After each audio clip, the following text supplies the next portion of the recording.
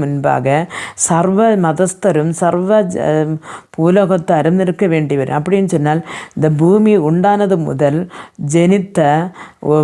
ஜெனித்தவர்கள் முதல் பூமி நாசமடைகிற நேரத்தில் ஜெனித்தவர்கள் வர சகல மனிதர்களும் அவருடைய நியாயாசனத்தின் முன்பாக நிற்க வேண்டி வரும்.